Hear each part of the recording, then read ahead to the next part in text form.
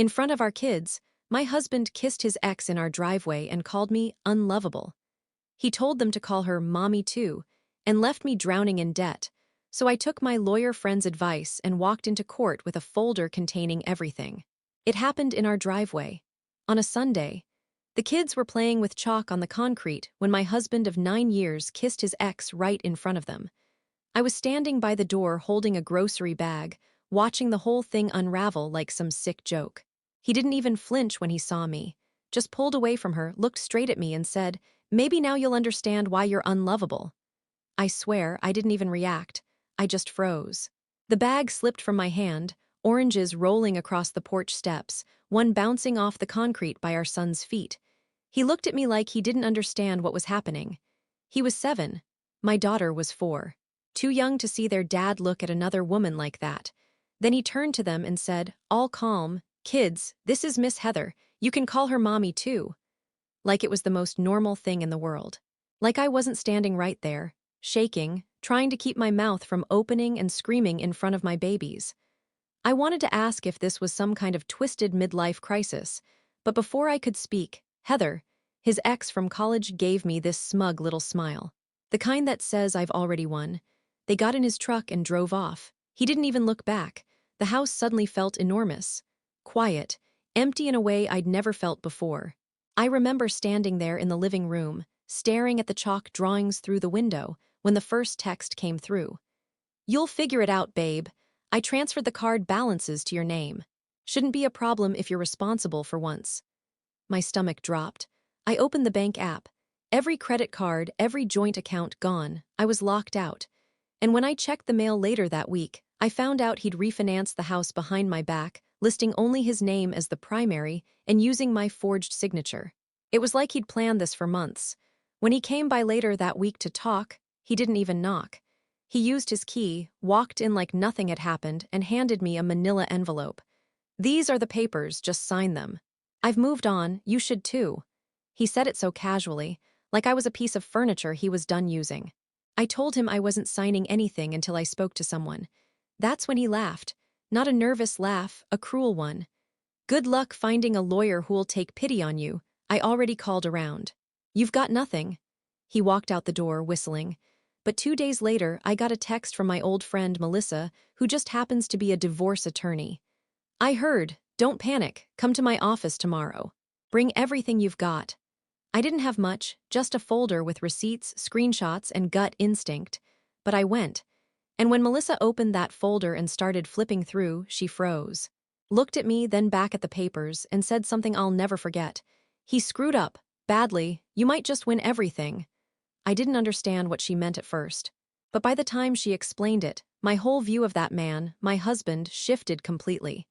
Because what he thought was smart, calculated cruelty, turned out to be the dumbest mistake he'd ever made. And that's when I knew this wasn't over. Not by a long shot.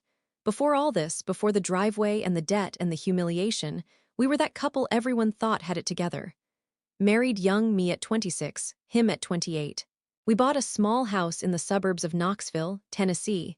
Nothing fancy, but it was ours. He was a construction project manager, good at charming people, always knew how to talk his way into better jobs. I was a dental hygienist, working steady hours, doing the budgeting, paying the bills, keeping us afloat when his income was inconsistent.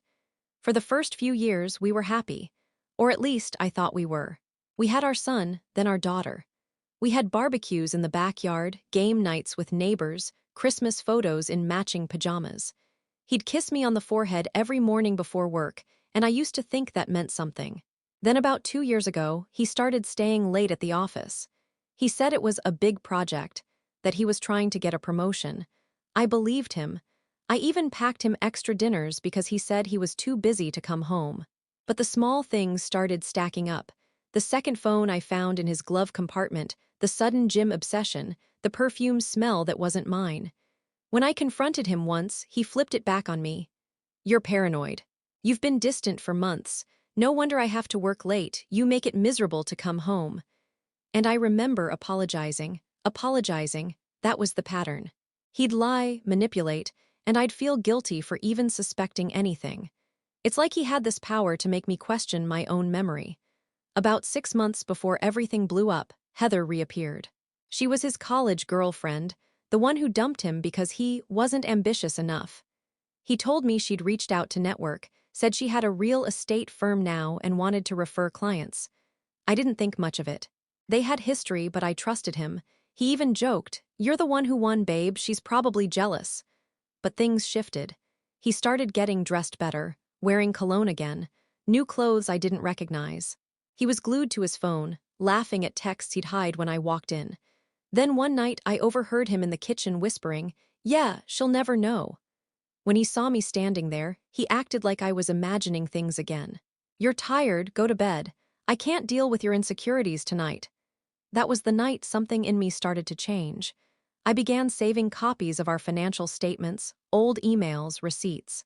I didn't even know why, just this gut instinct that something was coming. And I was right. A month later, he asked for a trial separation, said he needed space. That was 2 weeks before the driveway kiss. I let him stay in the guest room, still trying to hold everything together for the kids. He told me it was temporary, just until he could clear his head. I didn't realize he was already clearing out our accounts. When he finally left, he took the truck, half the furniture, and even our son's college savings account, 8 grand gone overnight. That's when the fear turned to anger. So when Melissa said, "Bring me everything," I brought her my entire life in that little folder. Bank statements, texts, photos. She studied them like she was reading a crime scene file. And then she smiled, a slow, knowing smile. "He forged your name on a refinance. That's mortgage fraud, honey. And if he used joint funds for that affair, that's marital waste. We can bury him in court." For the first time in months, I felt something close to relief. But what I didn't know yet, what Melissa didn't even realize at that moment, was that his betrayal went a lot deeper than stolen money and a mistress. He wasn't just reckless, he was cruel, calculated, and part of me suspects he wanted to destroy me completely. And once I found out why, I couldn't look at him as just a cheating husband anymore. I started seeing him for what he really was. Melissa didn't waste time. The day after our meeting, she filed for a legal separation and an emergency freeze on the joint assets. She said, "If we move fast, we can stop him before he drains everything else." But he was already ahead of us. The next week, I started getting phone calls from creditors. Cards I didn't even know existed, store accounts, gas cards, even a jewelry credit line, opened in my name. I was drowning in debt I'd never spent a dime of. When I confronted him over text, he sent me a laughing emoji. Then another message, "You wanted independence, here it is." I thought that was as low as he could go. I was wrong. The following Saturday, he showed up to pick up the kids for the weekend. Heather was in the truck again, she didn't even try to hide. She waved at me like some friendly neighbor, all perfect hair and fake sympathy. When I told him I didn't want our kids around her yet, he got right up in my face and said, "You don't get to make that call anymore. You're unstable." Unstable. That word hit harder than any insult he'd thrown before. He said it loud enough for the kids to hear, too. I saw our son's face twist in confusion. That night, I cried until my throat hurt. Then I started printing everything, every email, every message, every transaction. Melissa told me to document everything like I was building a case file. A week later, she called me and said, "He's playing dirty, but he's not half as smart as he thinks he is." Apparently, when he refinanced the house, he didn't just forge my name, he listed Heather as an occupant.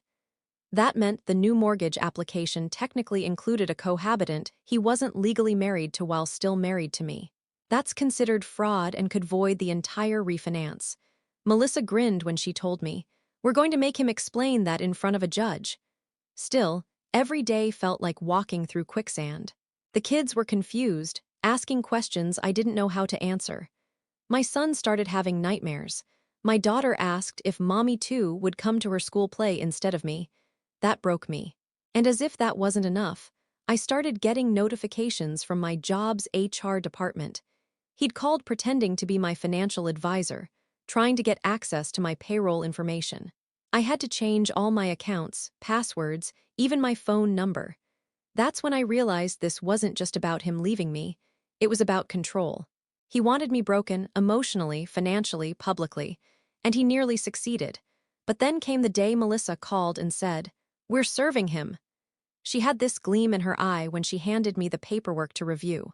She said, "We're hitting him with fraud, identity theft, marital waste, and custody interference."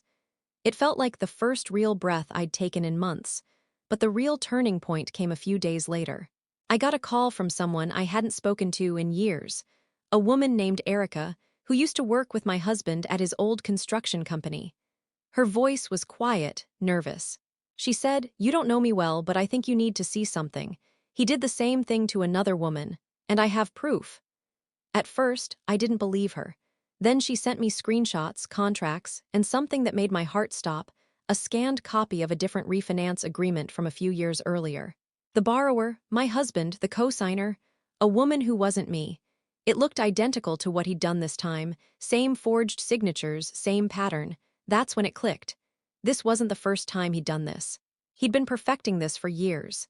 He was using relationships to pull financial scams, always leaving women in debt while he walked away clean. And Heather, she wasn't some innocent affair. She was in on it. I didn't have proof yet, but I could feel it.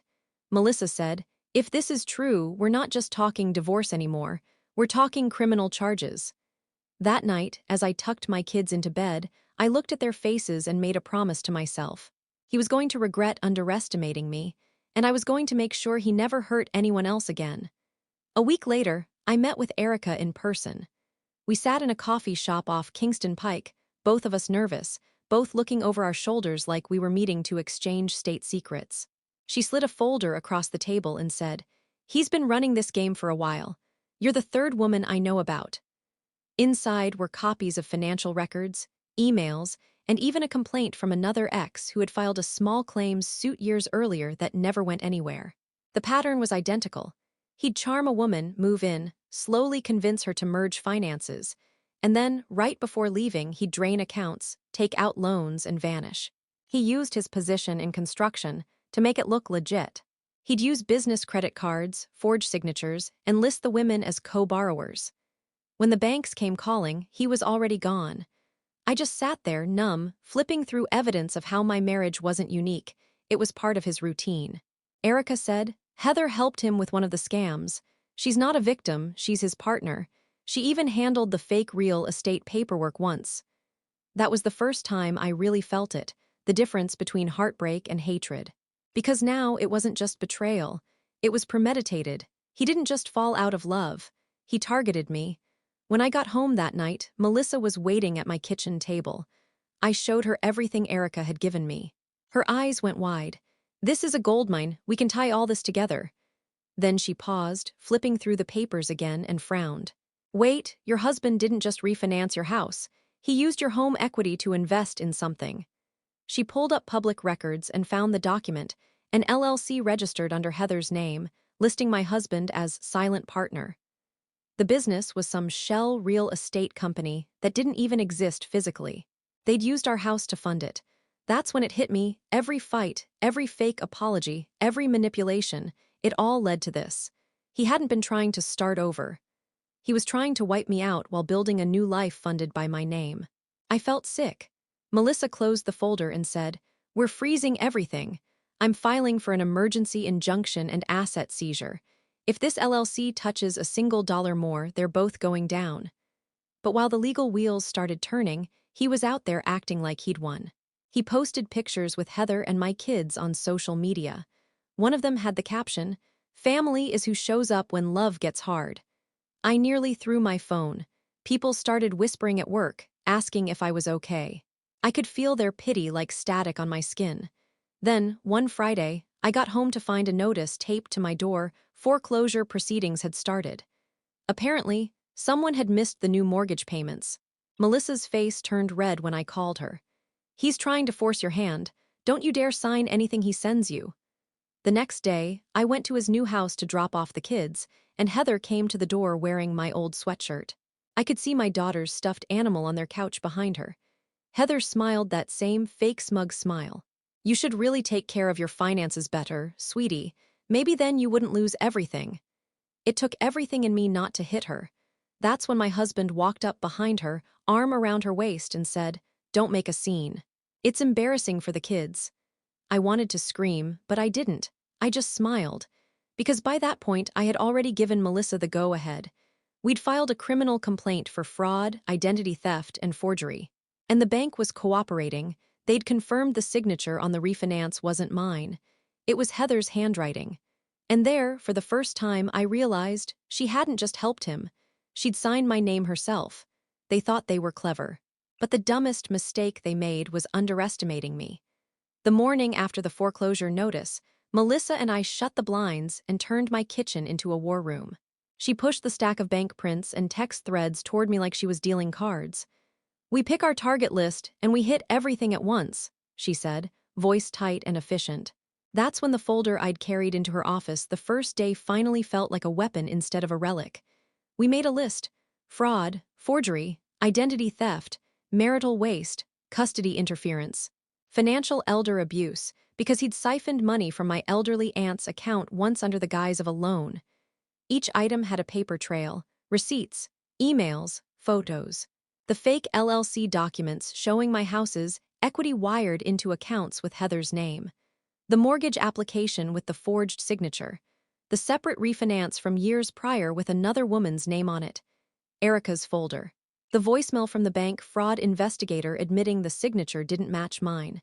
"Misdirection is his MO, Melissa said. He thinks chaos will bury his tracks. We'll make him explain every damn transaction in a courtroom where a judge can't look away." She taught me how to be procedural, how to organize evidence into labeled tabs. Financials AF, Communications 110, Witnesses, Social Media, LLC paperwork. We made timelines with arrows. We matched dates to the nights he claimed to be working late. We printed his GPS records.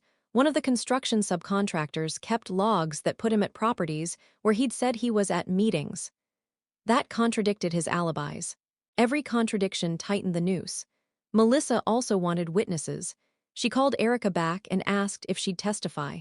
Erica agreed, shaking hands over coffee, eyes hollow with guilt. Then Melissa reached out to the woman from the old refinance. She agreed too, furious. We found a former coworker who'd overheard him bragging about running women for quick equity at a bar. She wrote a statement. People came forward like they'd been waiting to be asked. Custody planning was different. Melissa warned me the court might look at the kids' stability and judge me harshly if I looked emotionally unstitched. So I kept my routine with the children like it was armor.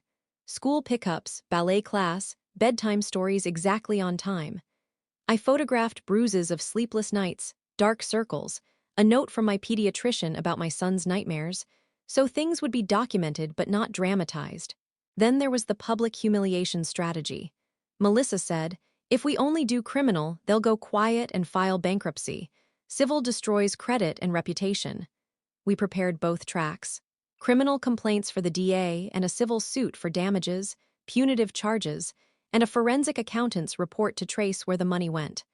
I learned terms like piercing the corporate veil and constructive fraud. Melissa made sure every sentence in the civil complaint was airtight. I saw the contempt in her face when she wrote Heather's name where it belonged: co-conspirator. We also had a tactical move Melissa hadn't told me about at first. She'd been quietly subpoenaing social media archives, old emails, and the IP address logs from his cloud accounts. "He left breadcrumbs," she said. "He thinks deleting texts hides him. It doesn't." She showed me a cached photo, my husband standing in front of a closed escrow sign, smiling, the date stamped 2 days before he told me he'd refinanced a loan. He'd posted it to a private account Heather had access to. It was small, stupid, careless. Perfect. We rehearsed. I practiced answering questions that might come from a sympathetic judge trying to paint me as naive. I learned to say, I trusted him and he abused that trust, without cracking. Melissa insisted on one more thing: show up with the folder. "You walk into court with that, and you aren't begging, you're delivering proof." She looked at me with something fierce. "You want him to never touch another woman like this. We'll make sure he can't." On the morning we served the papers, the kids were at school. I put on the same sweater Heather had mocked me for not throwing out. I took the folder, 3 inches of paper, every betrayal indexed, and sat in the passenger seat while Melissa drove. At the courthouse steps, I felt oddly calm, like a weight shifting off my chest into that folder. We pushed through the revolving doors and toward the clerk's counter. Then, at the elevator, my phone buzzed. A new message from an unknown number. It was a picture. My daughter at a birthday party, standing next to Heather. Smiling. There was a note. "We'll see you in court. Hope you brought more than paper." I didn't recognize the handwriting, but Melissa did. She went pale and whispered, "He's escalating." The elevator dinged. The doors opened. The calm broke into a cold, focused kind of fury. I clenched the folder like a promise and walked into the courthouse. The court filings went through faster than either of us expected. Within 48 hours, a process server had tracked him down at the construction site where he'd been acting like life was normal. He was halfway through directing a crew when the guy walked up, handed him the envelope, and said, "You've been served." He didn't take it well. Melissa got a call from the process server 20 minutes later. My husband had thrown the papers on the ground, cursed, then bragged that his lawyer would make everything disappear. Only problem, he didn't have a lawyer. 2 days later, he showed up at my door unannounced, eyes wild, voice too calm. "You think you're clever," he said. "You have no idea what's actually happening." He wasn't threatening, he was gloating. That scared me more. I kept my phone recording in my pocket while I told him to leave. He just smiled and said, "Heather's not the one you should be mad at. She's just covering tracks for someone bigger. You really want to ruin yourself over this?" Then he dropped a name. A name I hadn't heard in years, his brother, Scott. Scott owned a small real estate development company across town.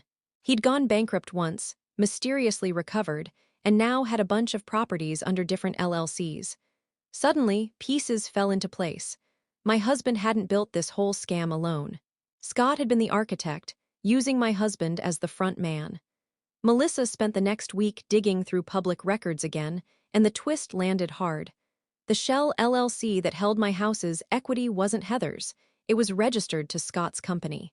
Heather was listed as a manager, sure, but Scott was the owner. Melissa looked at me across her desk.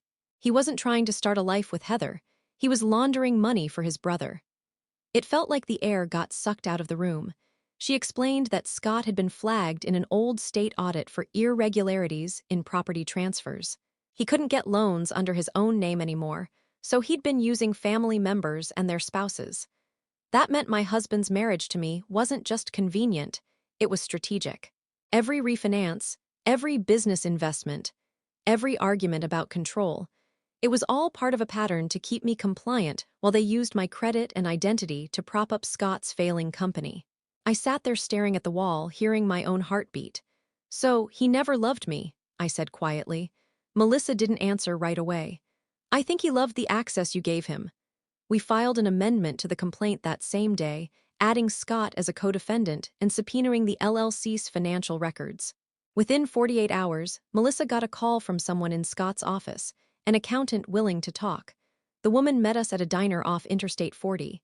She said, "You didn't hear this from me, but your husband was promised 50 grand to marry and manage the account." Scott said he needed someone with good credit who wouldn't ask too many questions. She slid over a flash drive. "Everything's on there. Transfers, emails, even voice memos. He bragged about using your social to get better loan rates." My stomach turned. It wasn't a marriage, it was a con. I drove home that night shaking so hard I could barely hold the wheel. I kept replaying every moment I'd thought was real. Our wedding dance, our first baby, late-night talks, and realized all of it might have been built on that same lie. But the worst part wasn't just that he'd used me. It was that he'd dragged our kids into it too, letting them call a co-conspirator, Mommy too, like it was some twisted joke. Melissa called later that night. "The DA's office is reviewing everything. We might have criminal indictments coming.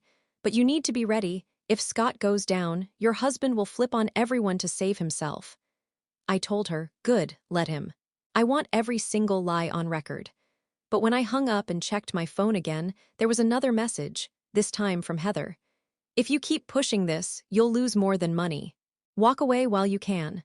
And attached was a photo of a document, a forged custody modification request already stamped, received. She'd filed it before I even knew it existed. That was the moment I realized the fight wasn't just financial anymore.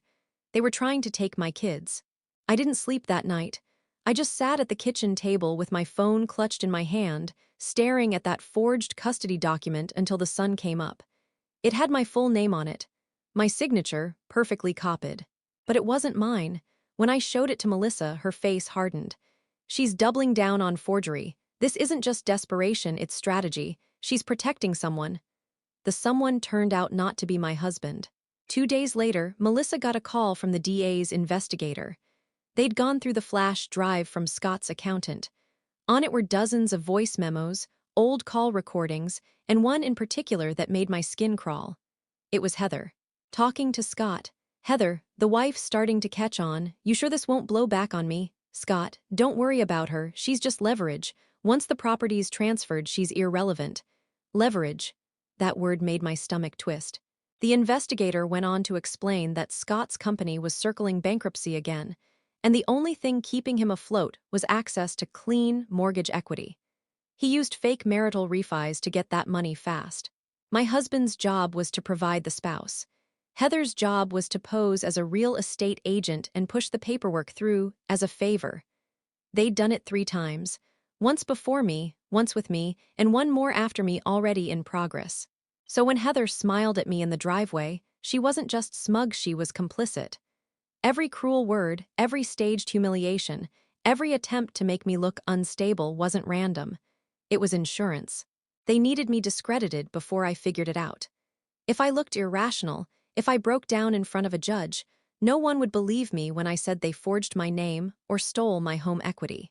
That's why he told me I was unlovable. That's why he had Heather around the kids. That's why he called me paranoid and unstable. They were building a paper trail of me as the crazy wife. Melissa said quietly, they didn't just want your money, they wanted your silence.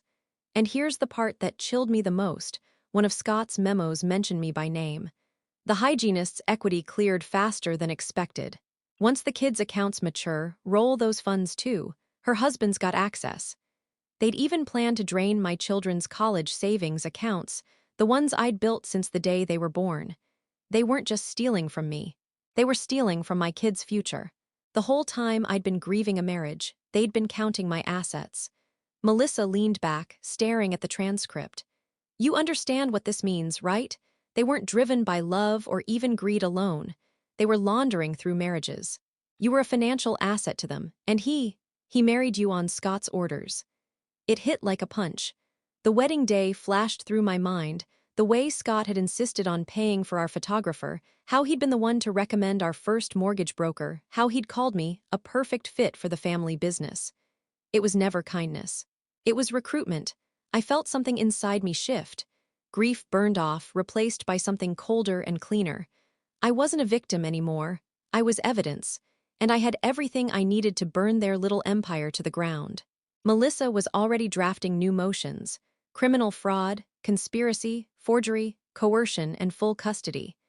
The DA wanted to bring in the state attorney general's office because of the pattern across multiple counties. When I left Melissa's office that night, she stopped me at the door and said, "You're not the only one they did this to, but you might be the one who finally makes it stick." I nodded, because by then I wasn't afraid of them anymore. I was furious, and I knew exactly how to use that fury. The next morning, I walked into court with my folder, now twice as thick, and a calm I hadn't felt in months.